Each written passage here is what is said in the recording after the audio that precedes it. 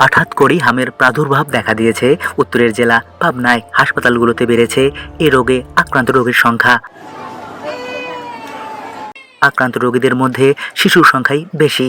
গত 24 ঘন্টায় হামে আক্রান্ত হয়ে 7 জন রোগী পাবনা জেনারেল হাসপাতালে ভর্তি হয়েছে।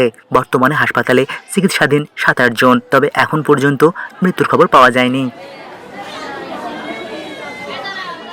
জানা যায়, গত 7 দিনে জেলায় 23 জন হামে আক্রান্ত হয়ে পাবনা জেনারেল হাসপাতালে ভর্তি হয়েছে। আর গত জানুয়ারি মাস থেকে 29 মার্চ পর্যন্ত আক্রান্তের সংখ্যা 118 জন।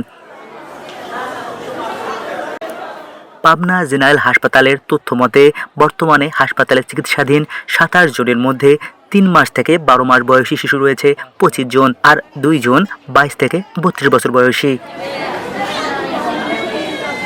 রোগীর স্বজনরা জানান, প্রথমে ঠান্ডা জ্বর, তারপর শরীরে লাল গুটি বের হয়। শিশুরা অসহ্য যন্ত্রণায় ছটফট করে, বিছানায় ঘুমাতে পারে না।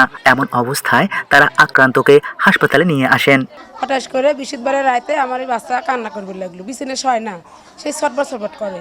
কেন বাচ্চা এরকম কান্না করে খায়? তারপরে কই কি হলো ওষুধ পানি দিল, ভালো তো হয়ে গেল।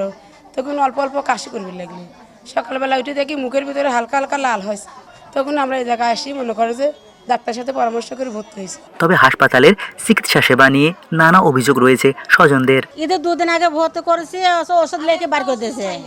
আবার 7 রাত্রি ভর্তি করেছি, ওষুধ লেগে বার করে দিয়েছে। আবার ঈদের পরের দিনকে সকালে এসে ভর্তি করেছি, ও কয় কি আপনার বাচ্চা সুস্থ আছে। অথচ আমার বাচ্চা কোনো কাদাকাটি, কোনো লড়াচড়া নেই, মানে খুব খারাপ হয়ে গেছে। ওষুধ পানি তো কোনো কিছু নেই, খালি লেখি দিচ্ছে, কিনে পারলে ট্রিটমেন্ট দেও, না হলে না দেও। আমরা ওনাদেরকে ডাকলেও ওনারা আসে না। গেটের বাইরে থেকে বলে যে আপনারা আসেন, ভয় পায়, বলে যে আমরা এই রুমে ঢুকবো না। তারপরে ঝাড়ুদাররা ঢুকতেছে না। 7 দিন আগে এই ঘরটা পরিষ্কার করে যে বাচ্চাগুলো আছে, তাহলে তো এগুলো আরো বেশি অসুস্থ হয়ে যাবে। চিকিৎসা আমরা তাদেরকে ডেকে ডেকে আনতেছি।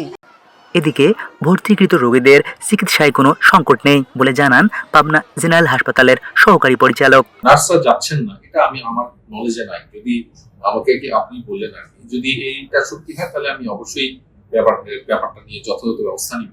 চিকিৎসকরা তো যাচ্ছেন, সেই সাথে নার্সদেরকেও যেতে হবে। আমরা তো আসলে স্বাস্থ্যকর্মী যারা, তারা রোগের ভয়ে রোগীর কাছে যাব না এরকম কোনো অবস্থান নেওয়ার সুযোগ নেই। হচ্ছে অলরেডি আমাদের আইসোলেশন ওয়ার্ডটা আজকে থেকে চালু করার চেষ্টা করছি। এটা আসলে অতি সম্প্রতি তৈরি হয়েছে। তো আমাদের হাসপাতালের যে চিকিৎসার যে ঔষধ তো আসলে 38 শয্যা হিসাবেই আসে।